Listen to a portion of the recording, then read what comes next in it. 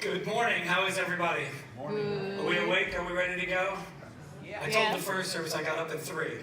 I didn't fall back to sleep. I drank Gatorade and coffee, so I'm ready to go. I'm glad you are here to worship with us this morning. If you are new or newer to the gate and you want to be in the loop of things that are happening and decide if we're a group of people you want to hang out with anymore, you can fill out one of the I'm new cards. They're in the seat pockets, they're on the welcome wall, they're in the hub. Just fill out the back, drop it in the white box. The tear off on the bottom is for you. Give you some contact information for us. If you have any questions, you can always reach out to us, give me a call, and we'll have a conversation. A couple of announcements of things that are happening. Life groups start this week. Now we have a women's life group that meets on Sunday nights. You are not meeting tonight. You will start next Sunday. But for everybody else, it starts this week. It's not too late to sign up. There's sign-up sheets out here, my left, your right, on the wall, the clipboards. They'll tell you where they're meeting. Most of them are sermon-based. If you've got a bulletin this morning, you'll see on the back page are the life group discussion questions. So if you listen to the message, then you would be prepared to go and just have some conversation, digging a little bit deeper, looking for some application from the text. But I strongly encourage you, if you're just looking to connect with some people or you want to get into the Word or both, to sign up for a life group. This semester is 8 weeks. There's no contract. You can join and bow out if need be. But give it a try. I ask you to do that. Second, last week we talked about the Pregnancy Help Center. It's an organization that we support as a church that helps abortion-minded women choose life. And this is a big fundraiser for them. We participate in it. These little bottles are in the hub. If you take one home, which I'm asking you to do, fill it up with change, bring it back, we'll get it to them. But this helps them do what they do in their ministry. Great thing to do with your kids. Start to have conversations about the value of unborn children and maybe the choices that we make as we can have those conversations. But an easy thing to do. Just gather change over time, fill it up, bring it back, we'll get it to them, and they will continue their mission of helping those women. So if you'll stand, I'm going to pray. And we will continue in our time of worship together. Father, I thank you for Jesus. I thank you for this opportunity that we have to gather in this place right now to worship him. And I pray that we do that. That through song, through prayer, through your word, that we are focused on him. Lord, that this time is a sacrifice. It's an offering that we give to you. There's lots of places we could be, but we are here. So help us to experience you. May you draw us closer together and to you, Lord. And may you be glorified. May we leave this place different than the way that we walked in. Thank you for your love and for Jesus. It's in his name that I pray.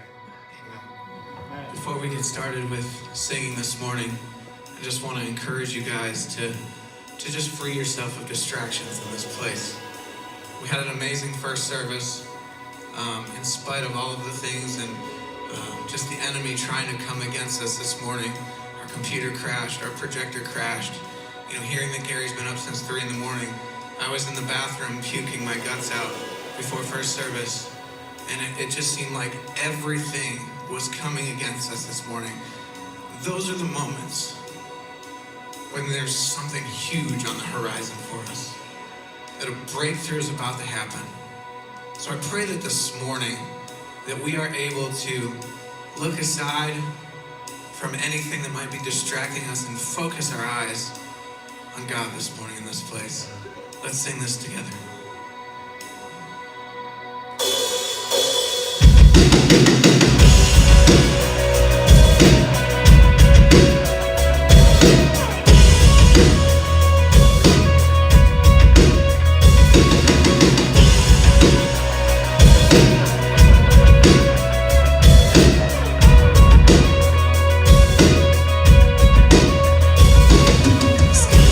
On the clouds, kings and queens.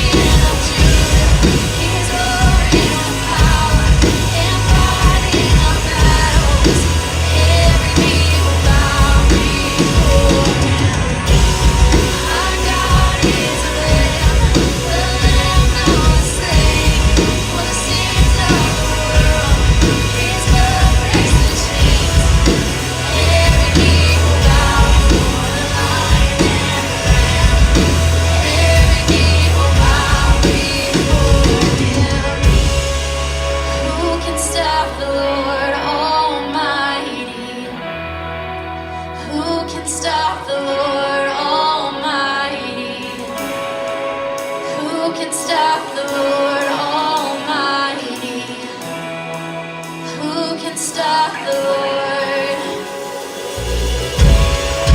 Who can stop the Lord Almighty? Who can stop the Lord Almighty?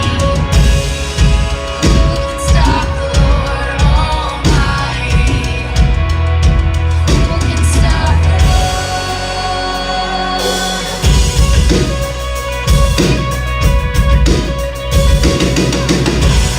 Our God is alive, the Lion of Judah. He's roaring with power and fighting our battles. Every knee will bow before Him. Our God is the Lamb that was slain for the sins of the world. His blood breaks the chains. Every knee will bow before the Lion and the Lamb. Every knee will bow before Him.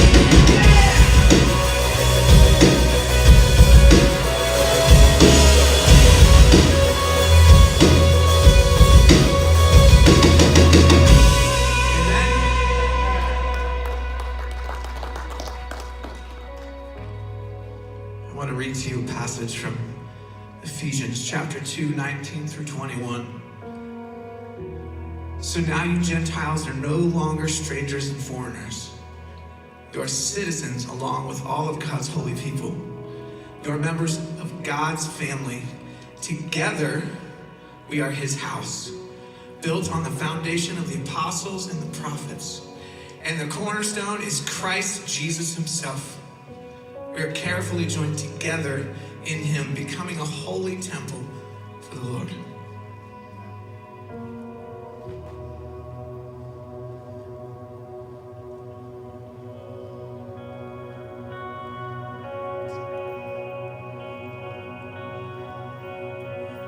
My hope is built on nothing less than Jesus' blood and righteousness. I did not trust the sweetest frame, but wholly trust in Jesus' name. Sing that again. My hope is built on nothing less. My hope is built on nothing less than Jesus' blood and righteousness. I dare not trust the sweetest frame, but wholly trust in Jesus' name. Let's sing this together, church.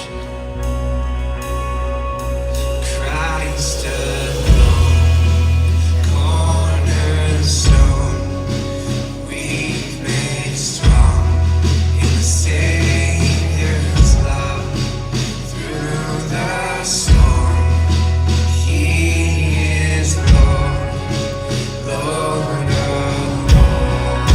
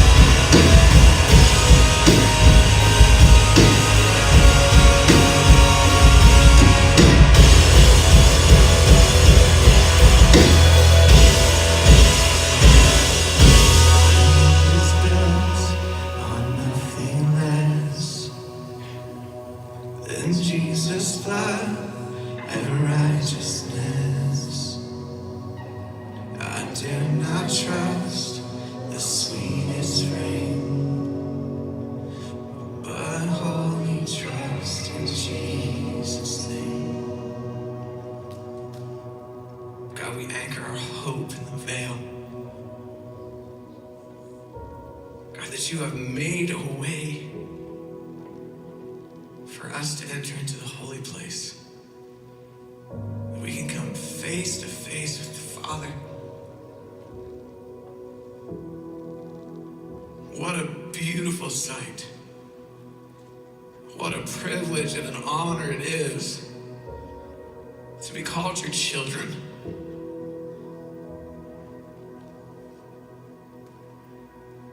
And in spite of all of our doubts, in spite of all of our fears, our failures, and our flaws, our shortcomings, the things that we wrestle with on a daily basis, in spite of all of that, you still love us. You have a purpose for each and every one of us. You have a calling that is specific to each individual. And I pray in this place that you would give each of us the proper perspective to see how you're moving in each of our lives and what you've called us to. I pray in this place that anybody that is wrestling with something, that they would be able to lay it aside and just run after you. You might be fighting something in life. God's wrestling with you. But you keep running. You just need to turn around and face him. Let God change you. In this place, here and now. Today is the day of salvation. We need to be urgent in that. We need to be a church that is ready for the second coming. You're not guaranteed tomorrow. You're not even guaranteed later today. Some of us just need to stop running from God. Some of us need to just be obedient to the things that he is very specifically telling each of us. The fears that we're facing, sometimes we just need to do them. We need to face them head on. God is calling us to be bold.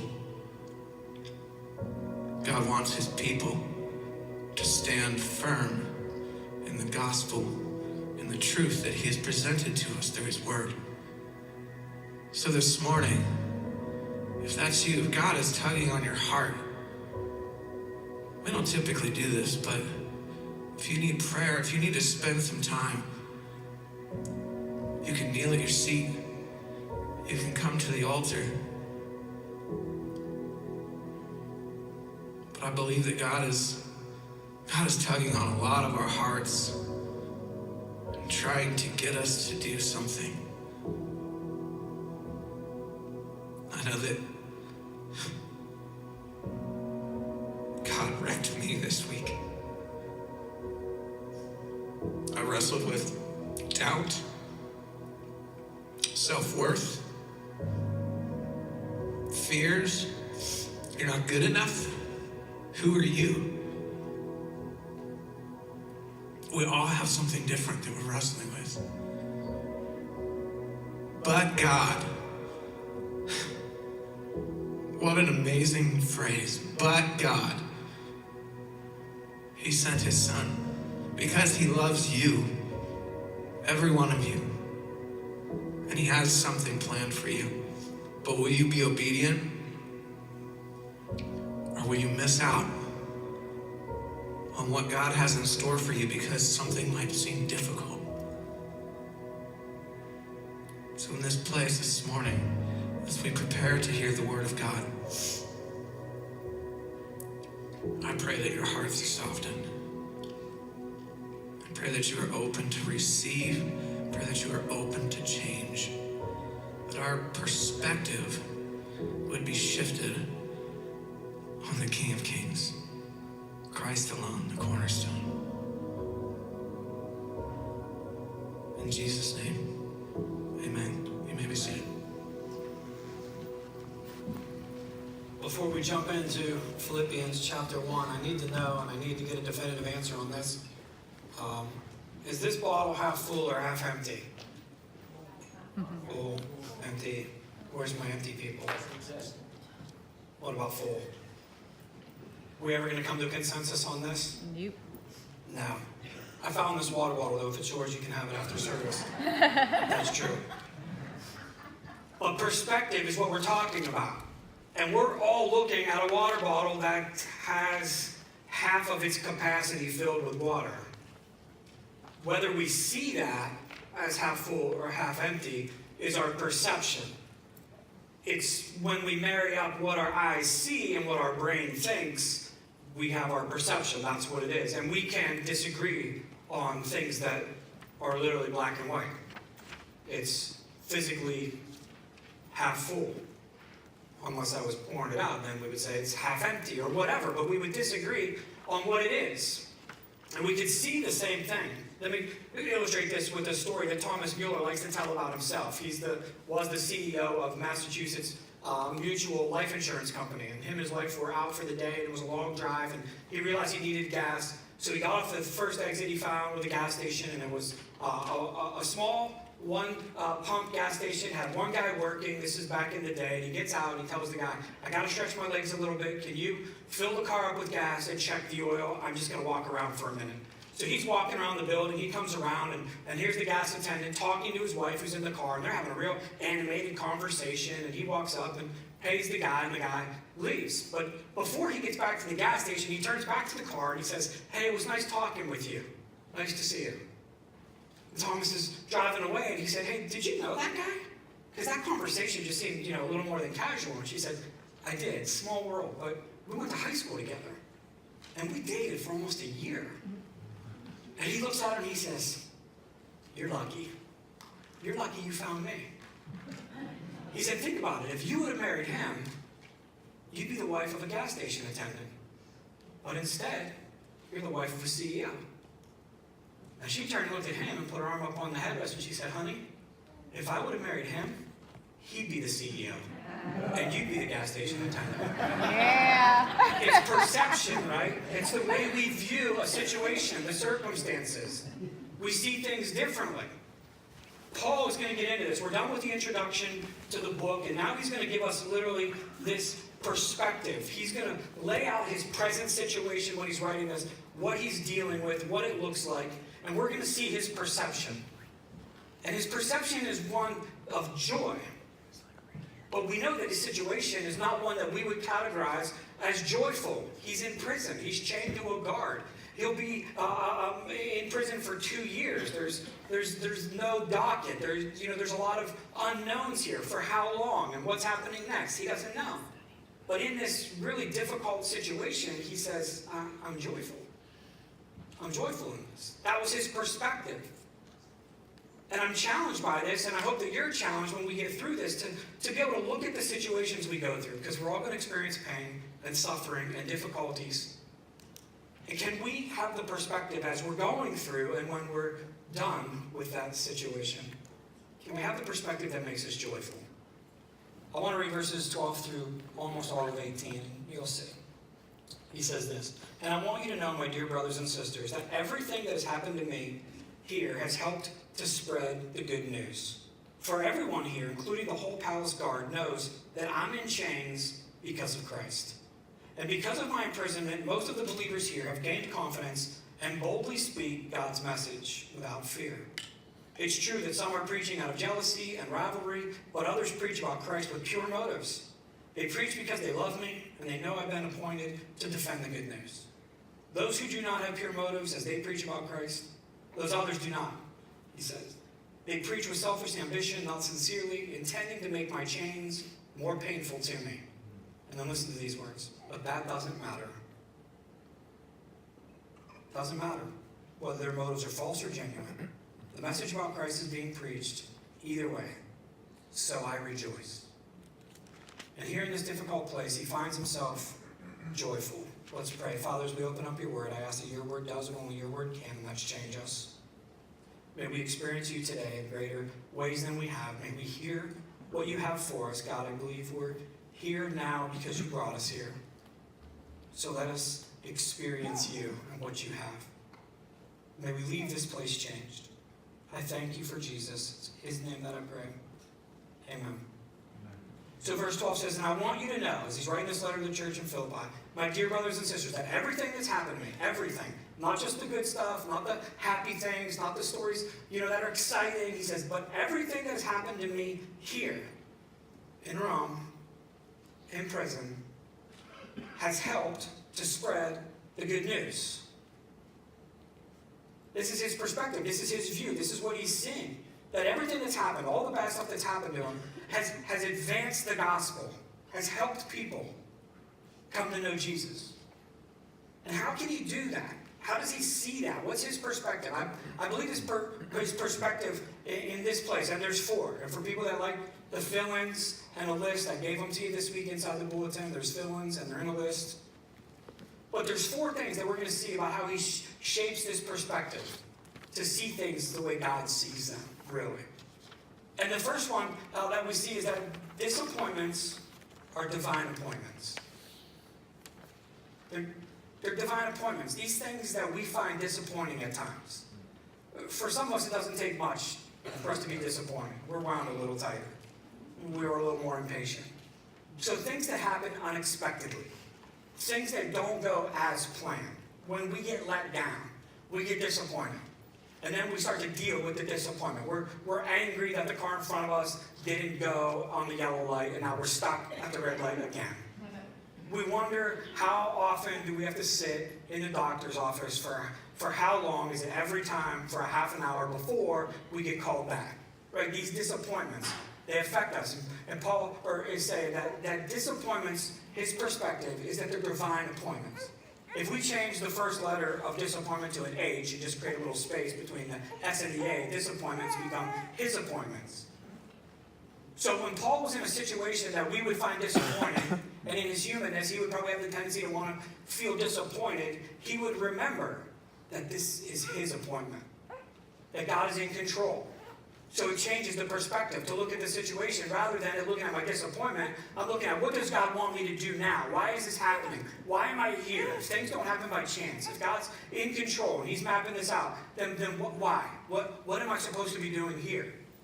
Why the break? Why the disruption? Why the change? Why the layover? Why the breakdown? Why? And we start to look for God.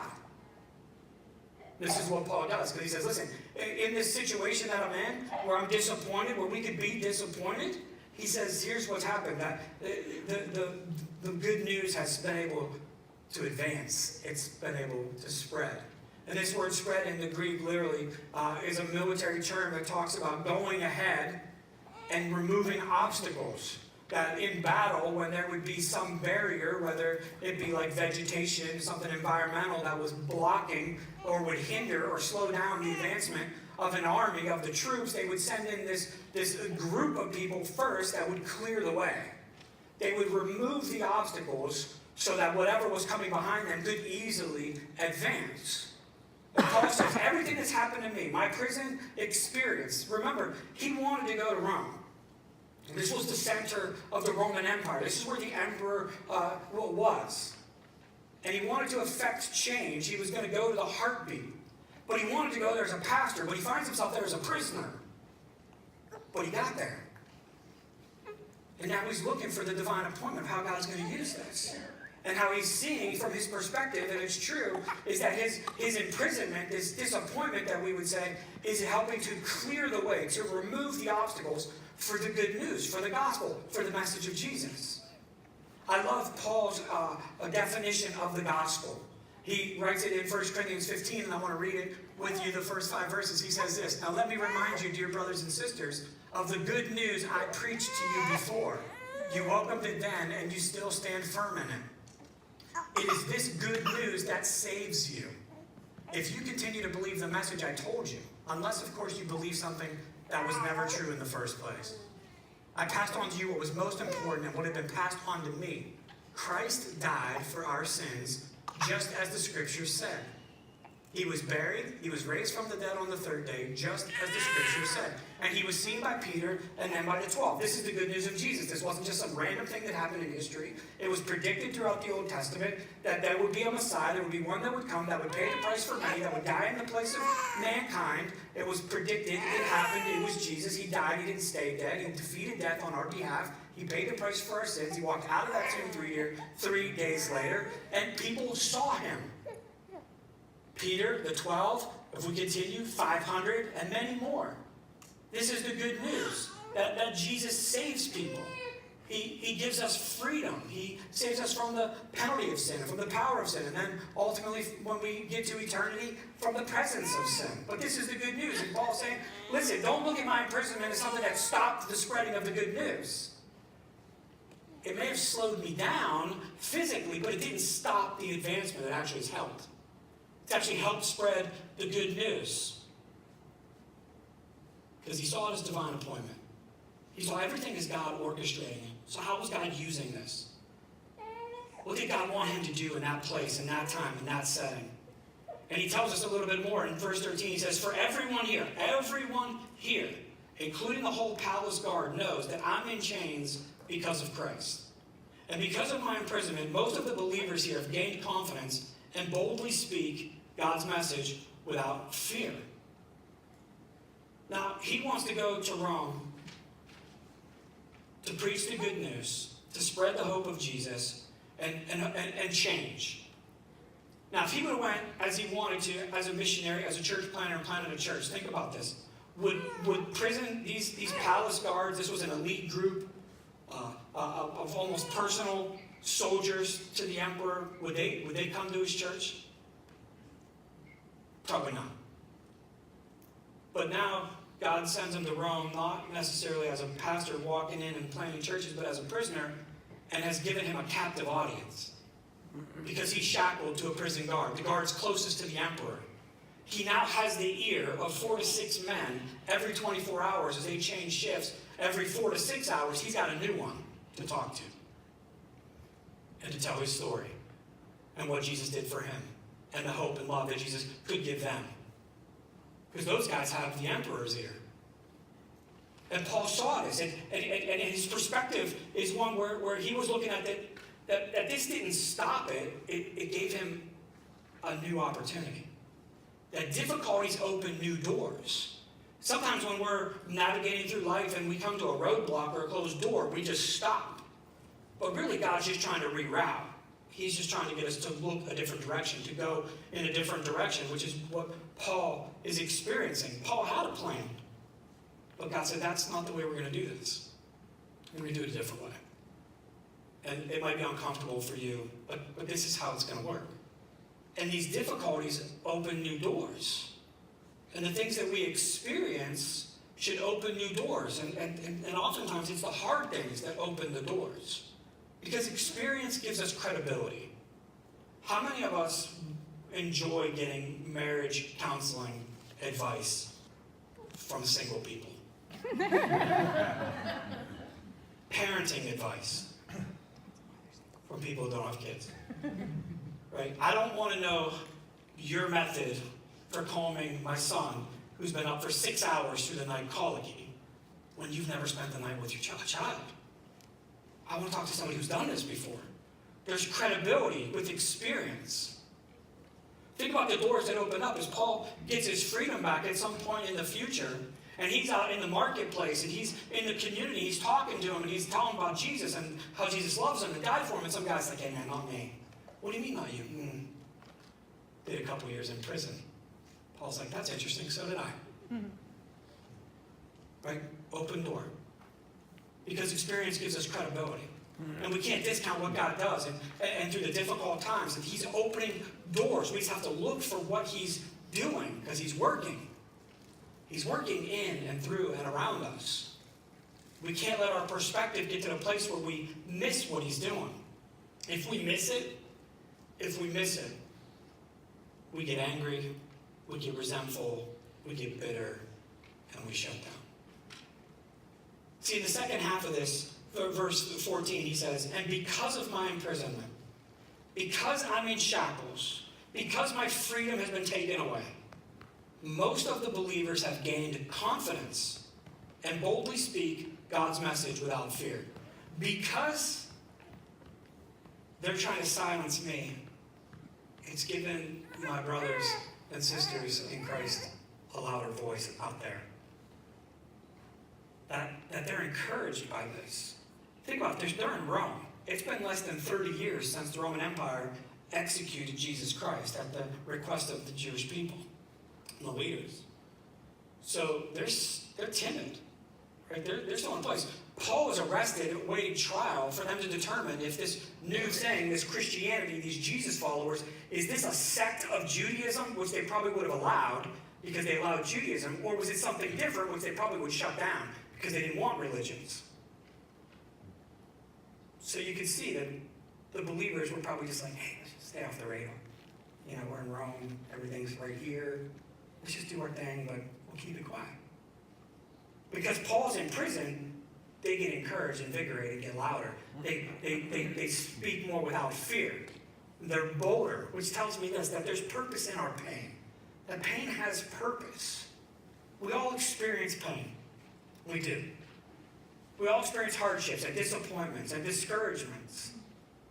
But doesn't it make a difference when we believe that it's for something? That it matters? That our suffering matters? That somebody could benefit from it? I shared a couple weeks ago how somebody close to me was with a couple people, and they were at the deathbed of a person, and the person died. And the person turned to my friend and said, "Where's your God in that?" It was a young person, unexpected situation, young mother, just bad. And this person didn't know how to respond. So they called me. And they're like, "I don't know what to say." And I said, I don't know. I said, but here's my first thought is, if you're going to suffer, and I don't know if there's a greater pain than death that we experience in this life, but if I'm going to experience that type of pain, I would rather believe it was for something. That life that was lost, at least we got to experience it, have a relationship with them. And we can see value in the life that they lived. And there's purpose in their death. We don't know what this is going to do in the future. I would rather hold on to that than to believe that it didn't matter at all. I'd rather believe there's purpose behind our pain. And Paul had this perspective, and he said, yeah, I'm in shackles. I'm in prison. I don't have my freedom. This isn't comfortable. This isn't ideal. But it's helping other people. It's getting the word out. He says in verse 15 as he continues, it's true that some are preaching out of jealousy and rivalry, but others preach about Christ with pure motives. They preach because they love me, for they know I've been appointed to defend the good news. Those others don't have pure motives as they preach about Christ. They preach with selfish ambition, not sincerely, intending to make my chains more painful to me, right? These are like-minded people, Jesus followers, that he's talking about. They're selfish ambitions. They're doing this for themselves. They're intentionally trying to make Paul's suffering worse. And I love Paul's response in 18. He said, that doesn't matter. That doesn't matter. It doesn't matter that they're being selfish, that they're impure in their motives. It doesn't matter that they're trying to make my situation more hurtful, more painful. You know what matters, he says? Whether their motives are false or genuine, it matters that the message of Christ is being preached either way. So I rejoice. Christians, we're the only ones that shoot our wounded. We shoot our wounded. So we don't know what these guys that are out there preaching the gospel message, but doing with selfish ambitions and trying to do things to hurt Paul, who's in prison. We don't know the story. Let's be honest, having prison on your resume is normally not beneficial. And if you're a pastor, right? So maybe they're just trying to create distance. Like, hey, he's a troublemaker. He didn't want to follow the rules. He knew how to do this. He knew how to navigate through here and do his thing quietly, but he didn't. So he's paying the price for what he did. Maybe they remember Paul, the stories of Paul before he was converted. Right? He was a persecutor of Christians. He killed Christians. Maybe like, we're not doing anything with this guy. We don't trust him. We don't know. But they were working against him, but they were still proclaiming the message of Jesus. And he says, it doesn't matter to me what their motives are. It doesn't matter if they try to cause me pain. It doesn't. What matters is that the gospel message is advancing, that people are hearing it, which tells me this. Paul's in this place. His perspective is this. The mission is more important than me. The mission is more important than me. This is what's important, the mission. And the mission is to advance the gospel, to share the good news of Jesus. Now, every church has a mission. Churches are kind of like restaurants when we think about the structure. When we planted the gate in this building, somebody came to me and said, why are you going here? There's like 5 churches right there. I said, yeah, but that doesn't matter to me. This is where I think God wants us to be.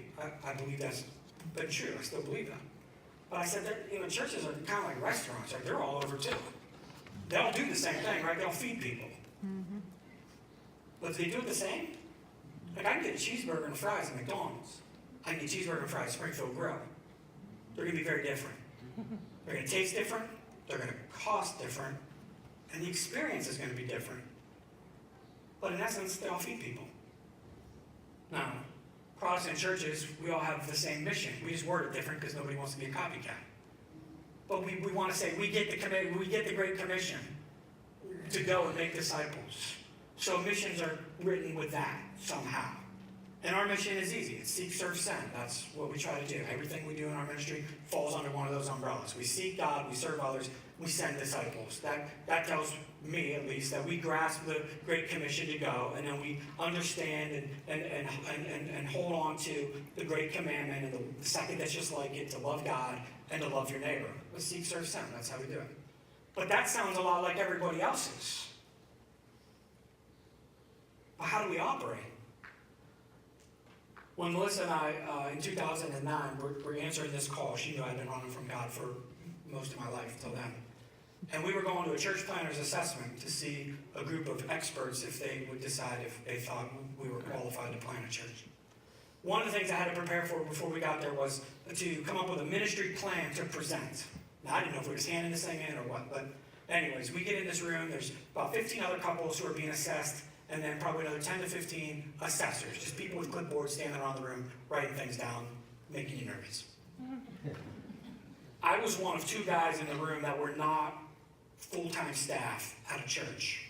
All of the guys, all the couples were already working at churches. That's what they did. They graduated high school, went to seminary, college, and then started working at a church. So I'm listening to these guys get up and give their ministry plans, and they've got flow charts and bar graphs and spiral bound plans, and they're handing them out. And I'm sitting there with 2.5 sheets of paper, half typed, half handwritten, and I'm going next. And the guy before me is talking about, we're going to plan an urban ministry, and our target market is 24 to 32-year-olds with postgraduate degrees with an income of $100,000 per annum, and his budget for 3. And I'm like, wow. And Melissa looks at me and she says, what are you going to do? And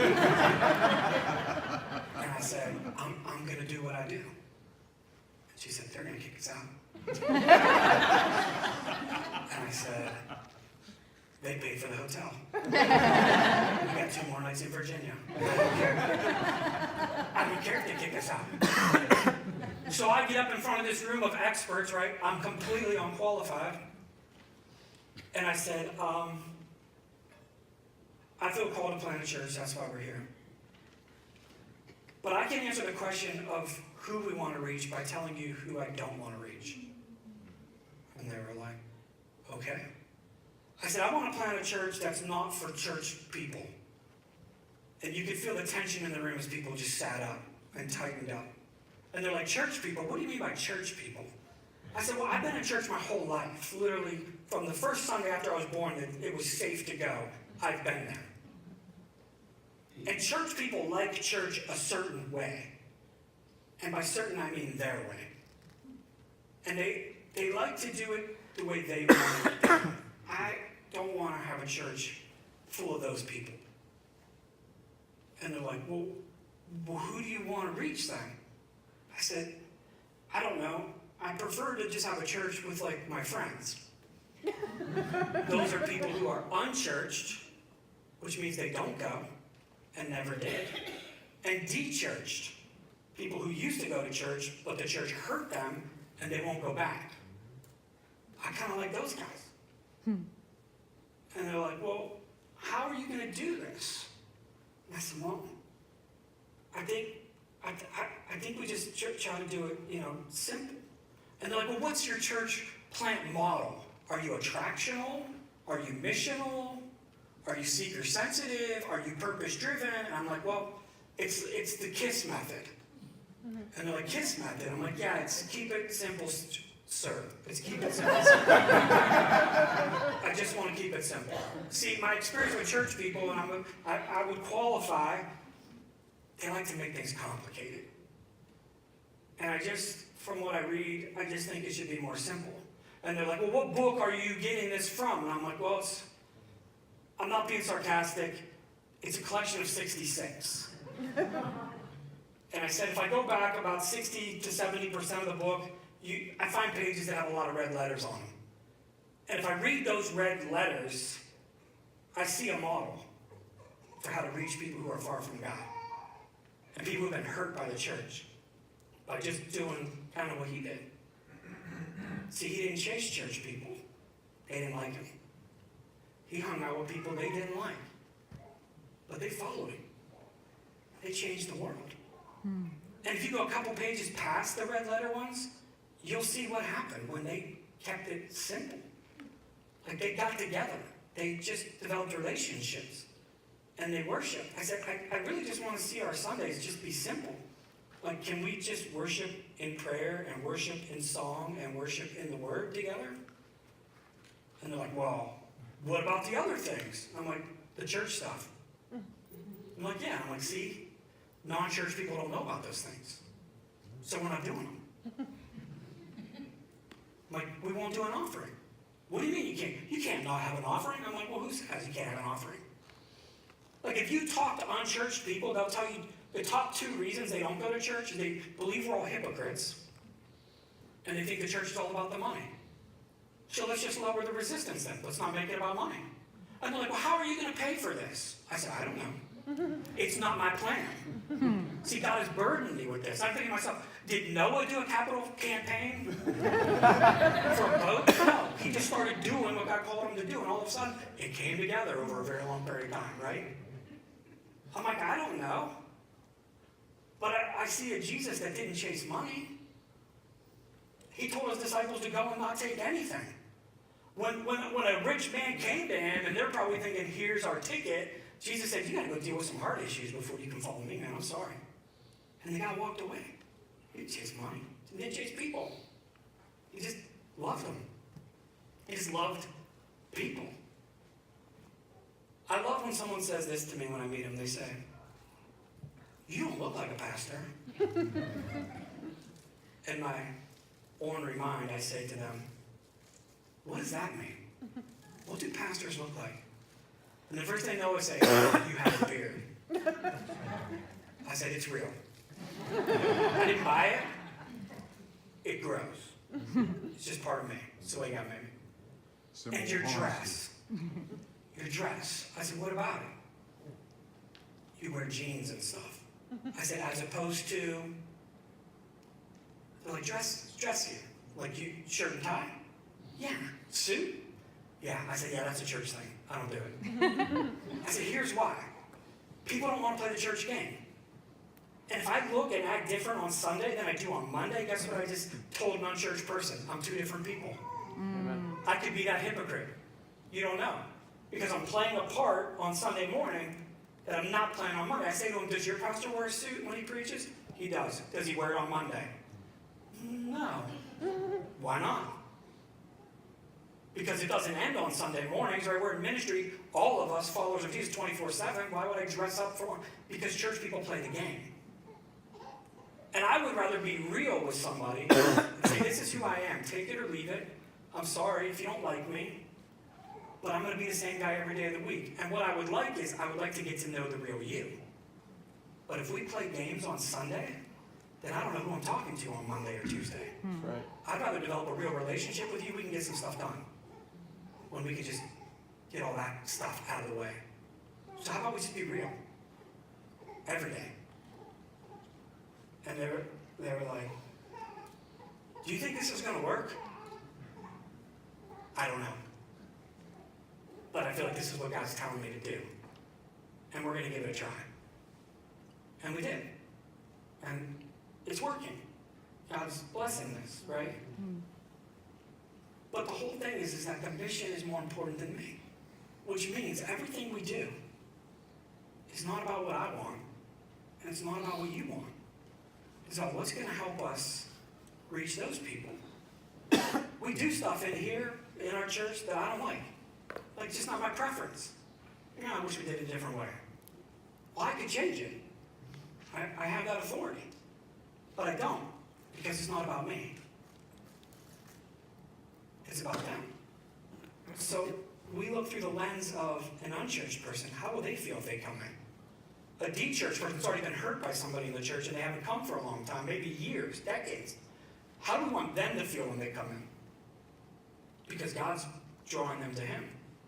And how do we lower the bars? How do we destroy the walls that separate us from them? That's what drives our decisions. The mission. Not me. And not you. Now people might get offended by the whole church person thing, and that's really what I say to them. And I still say that. And people will come to me and say, well, I didn't come to this church as an unchurched person. I wasn't de-churched. I was healthy. Like, I'm healthy spiritually, healthy marriage, healthy family. And I say to them, you know what you are to me? You're a gift. You're a blessing. Because unchurched and de-churched people don't know what to do. So our attendance goes up, but our offering doesn't. That's a good thing. That means we're reaching people who don't know. Our attendance goes up, but our volunteers don't at the same percentage. Why? They don't know yet. They're teachable. But when God brings us somebody who says, I'm in, I like what you're doing, I like what God's got going on here, you are a gift to us, to me. But if we're going to be a healthy body, and we're going to advance the kingdom, the mission will always come first. And the mission is seek, serve, send. But we do that to make a place where unchurched and de-churched people feel welcomed. Because we want them to come back. We want them to know God. We want them to have a healthy relationship with Him. And we know this is how it works. We can get them here. We can get them connected. Get them connected to us and get them connected to Him. It's the mission. So what does this mean to us? What do we take away? How can we have this perspective in the midst of suffering and hardships and difficulties? We just watch what Paul did. Paul kept his focus on Jesus. There's a thing photographers do, I won't call it a trick, but it's about perspective. It's changing the focus on a picture, changes the reality of it. Let me show you an example. See, that man is really not smaller than a golf ball, right? Nobody's getting tricked by this. Nobody's like, I saw this picture and it was a giant golf ball falling out of the sky. Nobody's falling for it. But the picture looks like the golf ball's bigger than the guy, and there's a giant hand put there. It's perspective of the photographer. Here's another one. Nobody looks at this picture and is like, wow, there's a 12-foot camera. No, those people aren't tiny. The camera's not huge. It's the perspective. It's the angle. It's the way they're focusing the picture. Paul's perspective was always on Jesus. Here's the challenge. We have an enemy who's working against us, who's trying to distort our perspective. He wants to change the way we think and see things. He tells us things like, that's a lot bigger than it really is. That's smaller than it really is. That's closer than it really is. That's much further than it really is. He's trying to distort our perception. He wants us to change our view. But in the real world, he tells us stuff like, you're never going to change. You are who you've always been, and you're a failure. God can't love you. Look at what you've done. God can't use you, and He never will. These are the things that Satan does in our lives and in our minds to change our perspective. He distorts the reality. He wants us to see God in a different light and in a different way than what is true. And Paul never lost perspective of who Jesus is. And he can sit in a prison cell and be suffering and still feel joy. Because he was focused on the right thing. His life was pointed at Jesus. So how do we have joy? In the midst of hardship and difficulties and disappointments and pain, is to not get caught up in the peripheral. To not let our perception change. But to stay focused on Jesus. It's what keeps us centered. We're going to move to a time of communion. I don't think there's a better time in what we do to recenter our lives back to Jesus than over communion. We know the significance is not in the cup or in the bread, it's in what they represent. That Jesus, the good news, the gospel, Jesus came, lived a perfect life, died a horrible death on a cross for my sins and yours, that we could be reconciled to a holy God with the promise and hope of eternity. But in this life, we get to experience a real relationship with him and the forgiveness that comes from our failures and the love and the hope and the joy that we can experience because we have the right relationship with our Creator. So I'm going to ask you to stand and I'm going to pray. But as you come down and there's communion set up in different places and you take the little cup and you take the little piece of bread and you go back to your seat, give God a few minutes of your time. Have communion with him. And allow him to recenter your life back to where it should be focused. And that's on Jesus. That's where we will experience the greatest joy, regardless of the circumstances. Father, I thank you for Jesus and for his sacrifice. I thank you for your love that you sent him to die in our place. Father, I pray that you would protect our minds from the lies of the enemy, that he would not get any space in our brains to distort our perception and reality. That we would not grow bitter or angry or resentful because of the suffering and the difficulties that we're experiencing, that we would have the same perception as Paul, and we would see you at work everywhere, all the time, in, around, and through us. And everything we experience is to advance the gospel. Help us to see how you're using us in every moment of every day. I pray that we follow you closely. I pray that we humbly submit to your authority. And that we graciously live this life, this blessing of every day that you give us. And that we would share the love of Jesus with everyone, everywhere. We thank you. Thank you for loving us, for caring for us, for changing us, for growing us, for making and molding us into the people you've called us to be. We're all a work in progress. Thank you. We love you. It's in Jesus' name that I pray. Amen. I invite you to come.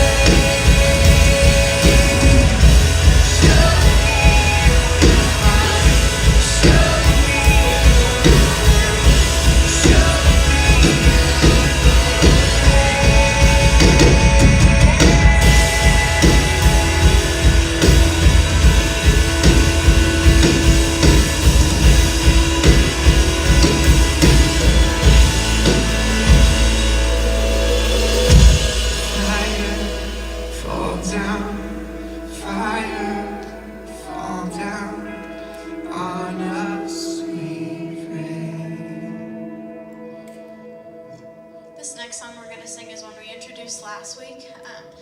I remember the very first time that I heard this, it was actually with this band. We went out and saw a concert in September, and I'd never heard it before, and I just remember being brought to tears. It was so moving, and the lyrics were so simple. It wasn't anything elaborate.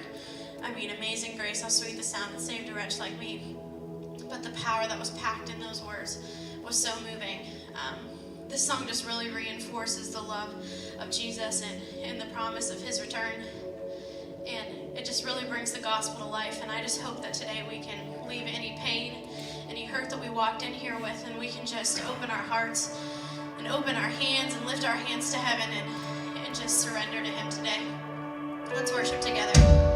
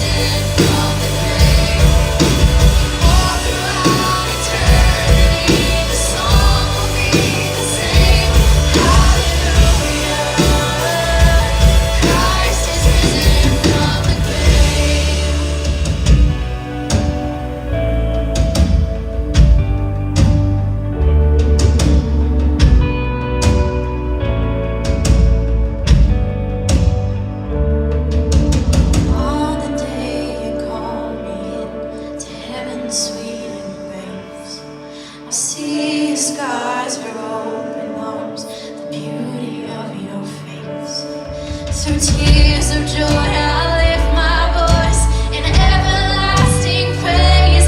Hallelujah. Christ is risen from the grave. Oh, death, where is your sting? Oh, fear, where is your power? The mighty King of Kings has disarmed you. Delivered and redeemed, eternal life is ours. Oh, praise His name forever.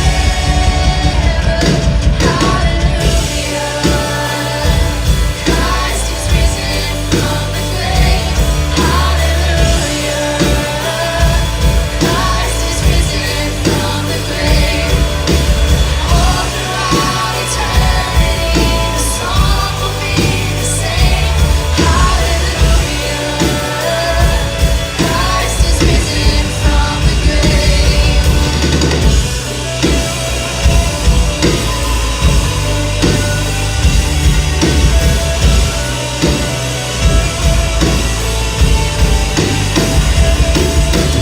All throughout eternity, the song will be the same.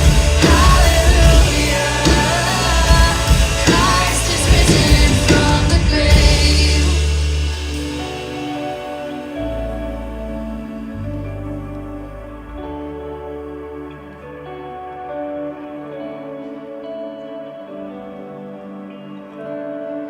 And on the day you call me in to heaven's sweet embrace, I see as God's your open arms, the beauty of your face. Through tears of joy, I lift my voice in everlasting praise. Hallelujah. Christ is risen from the grave.